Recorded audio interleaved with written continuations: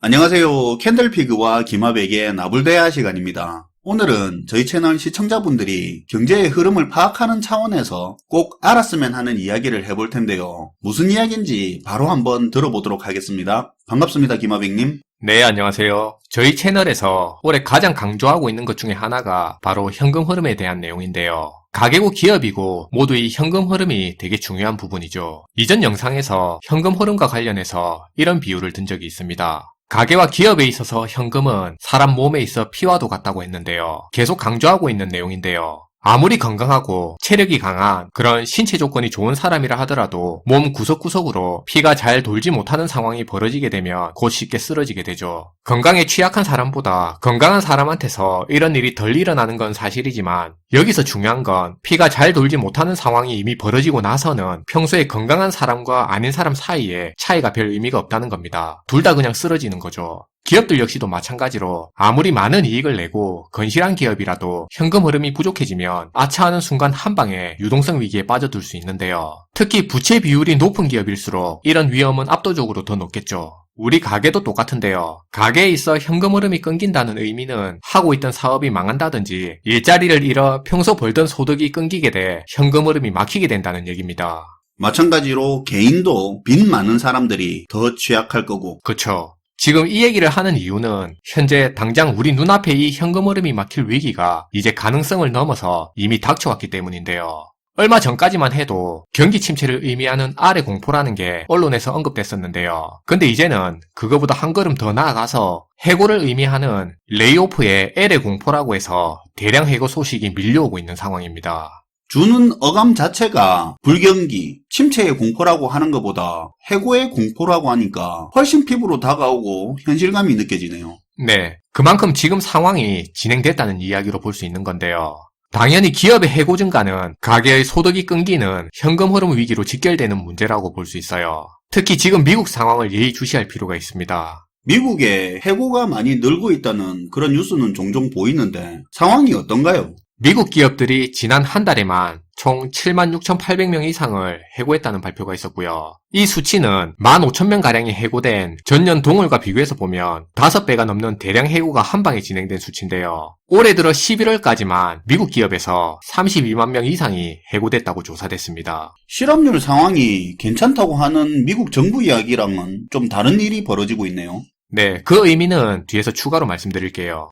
미국 경제 전문지인 포브스에서는 지난 5월부터 미국 유력 대기업들의 해고 소식을 모아서 기록하고 있었는데요. 아, 그런 게 있습니까? 네, 영상 설명란에 링크 시켜 놓을 테니까 나중에 시간 나면 한번 보시고요. 지금 대량 해고 사태가 전방위적으로 얼마나 무섭게 진행되고 있는지 제가 줄줄이 한번 얘기해 볼 테니까 사태의 심각성을 한번 들어보시고 판단하면 좋을 것 같습니다. 먼저 지난 5월 21일에는 미국 중고차 업체인 카바나가 실적이 약화되면서 전체 임직원의 12%에 해당하는 2,500명을 해고하기로 결정했어요. 엊그제부터 파산 이야기 나오는 그 카바나네요. 5월부터 대량 해고를 시작했었다는 건데 그럼 그 대량 해고까지 하고도 못 버틴 케이스가 이 카바나네요. 그렇죠. 그리고 6월 14일에는 미국 가상화폐 거래 1위 플랫폼 기업인 코인베이스가 직원 1,100명을 해고함으로써 인력의 18%를 감축했습니다. 여기도 현재 상장하고 주가 최저점을 기록하고 있는 곳이잖아요. 그쵸. 6월 22일에는 JP모건이 금리 인상과 물가 상승을 이유로 1,000명 이상의 직원을 해고하고 인력을 재배치하는 조치를 단행했고요.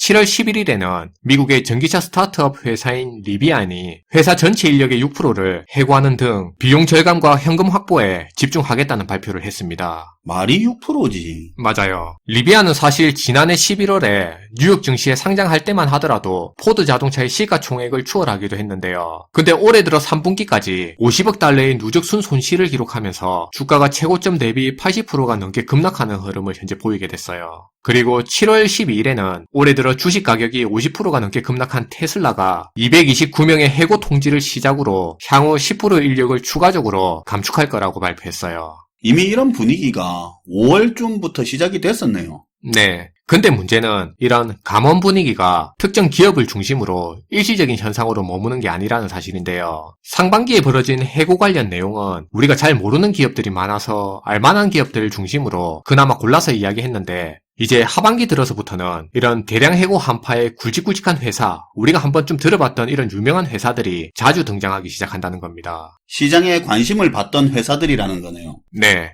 블룸버그 통신에 따르면 7월 20일에는 포드 자동차가 최대 8,000명의 직원을 해고할 계획이라고 밝혔고요. 8월 2일에는 온라인 증권사 로빈후드가 실적 악화로 직원의 23%를 감축했습니다. 8월 3일에는 미국 최대 고용 효과를 만든다는 월마트도 구조조정을 이유로 인원 감축을 진행할 계획이라고 보도됐죠. 8월 16일에는 세계에서 가장 가치 있는 기업 중에 하나인 애플이 채용 업무를 하는 100명의 인사 담당자를 해고했다고 알려왔고요. 이들이 계약직이었다고는 하는데 이후로 신규 채용을 중지하게 되죠. 9월 2일에는 손정희 회장의 소프트뱅크와 글로벌 대형은행인 시티그룹이 대규모 정리해고를 예고했고요. 같은 달 21일에는 구글까지 이 해고 칼바람에 동참하고 나섰습니다. 이제 4분기가 시작하는 10월부터는 상황이 또 더 심각해집니다. 10월 12일부터 인텔, 오라클, 마이크로소프트, 그리고 우리한테는 면도기로 유명한 필립스와 세계 최대 미국 하드디스크 제조업체인 시게이트까지 제조, 금융, IT 업계 가릴 것 없이 산업 전방위적으로 줄줄이 구조조정 계획을 알렸고요. 11월에 들어서도 트위터와 메타, 세계적인 엔터테인먼트 회사인 월트 디즈니, 세계 최대의 온라인 상거래 기업인 아마존, 그리고 시스코와 HP 등 이름만 들어도 바로 알만한 그런 세계적인 엄청난 기업들에서 줄줄이 정리해고 소식이 이어지고 있습니다.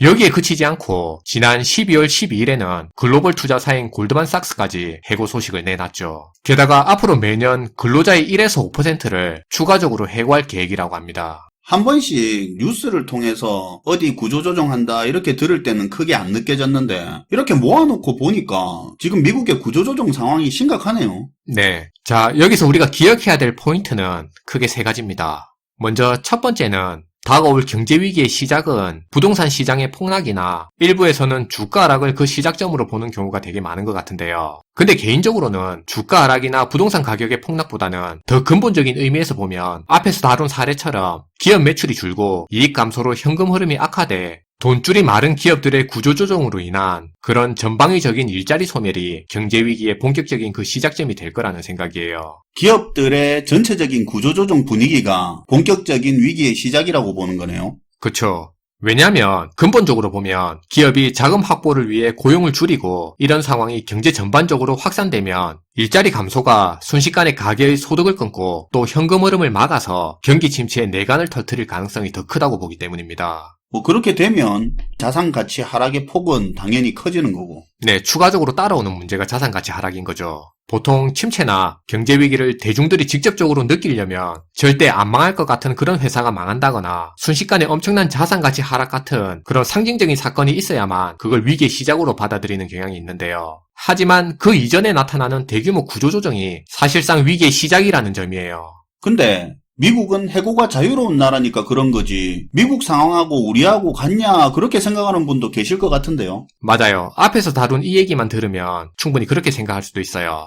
두 번째 포인트는 이겁니다. 우리가 흔히 미국 경제를 얘기하면 소비가 미국 경제를 끌고 간다고 해서 미국 경제를 소비주도형 경제라고 합니다. 내수시장이 경제를 떠받친다는 의미죠. 네네. 반대로 우리 같은 경우는 수출 주도형 경제로 국내에서 생산된 제품을 해외로 수출해서 기업이 수익을 창출하고 국가 전체 경제를 지탱하고 있죠. 근데 여기서 포인트는 이렇게 미국 기업의 실적이 줄고 고용이 악화돼 내수 소비가 침체되면 이런 미국의 수출에서 물건을 팔아먹고 사는 우리 경제까지 망가지게 된다는 얘기입니다. 일각에서는 미국이 내수 침체가 와도 중국이 있지 않냐고 그렇게 말하는 경우도 있는데요. 근데 중국은 내수주도 경제가 아니죠. 맞아요. 지금 말하는 부분이 그 부분인데요. 중국도 많은 부분을 미국한테 수출해서 먹고 사는 나라이기 때문에 미국 내수 침체가 중국 경제도 망가뜨릴 수 있는 거고 우리나라의 중국 수출량도 같이 줄어들 수 있는 문제가 생깁니다. 사실 우리는 미국의 소비가 줄어도 문제, 중국의 수출이 줄어도 문제죠. 사실 우리가 미국 소비자 물가지수니 이런 거 챙겨보는 게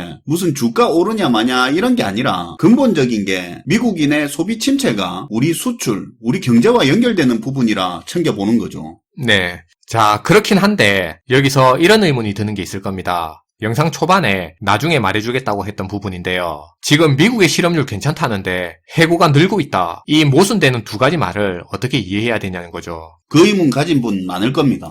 그래서 마지막 세 번째 포인트는 이겁니다. 지금 미국에서 대량 해고하면서 구조조정하는 기업들 보면 굉장히 좋은 회사들이 많이 등장하고 있어요. 그쵸. 지금 우리가 미국 어디 변두리 영세기업이나 계약직, 파트타임 일자리 이런 거 말하는 거 아니죠? 네, 그게 중요한 건데요. 단순히 실업률이라는 수치는 일자리 개수만을 의미하는 거지 소득 수준이나 일자리의 안정성이라는 게 포함된 수치는 아니죠. 미국에서 소비의 중추적인 역할을 하는 중산층들이 주로 다니는 대기업들이고 기존에 나름 안정적인 직장이라고 알려진 그런 기업들이 지금 등장하고 있다는 말인데요. 올해 들어 이런 대기업에서 일자리가 사라지기 시작하고 있다는 말입니다.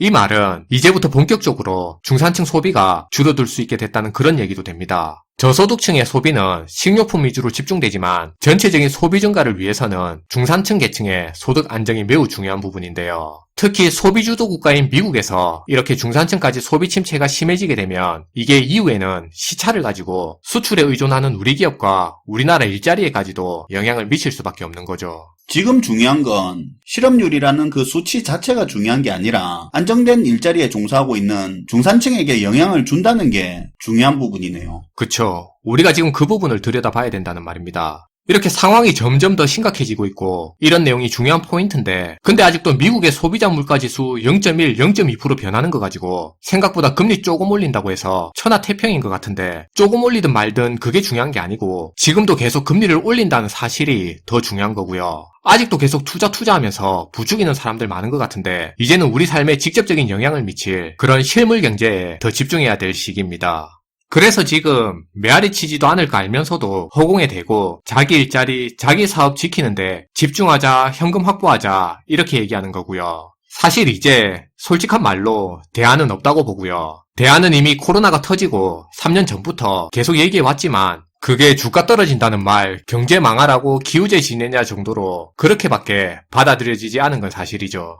어쨌든 그래도 우리는 계속 살아가야 할 거 아닙니까? 이제 대안은 둘째치고 현실적으로 최소한 문제인식이라도 가지면 내가 지금 가지고 있는 일자리, 현재 누리고 있는 삶을 앞으로도 계속 유지할 수 있게끔 지키고 살아남는데 더욱 집중하지 않겠습니까?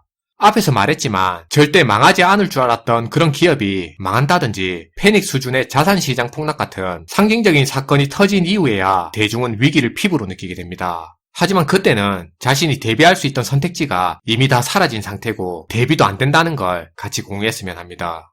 네, 오늘도 잘 들었습니다, 김하백님. 네, 감사합니다. 뭐 딱히 마무리할 이야기는 없는 것 같네요. 시청해주셔서 감사하고요. 지금까지 나불대화 시간이었습니다.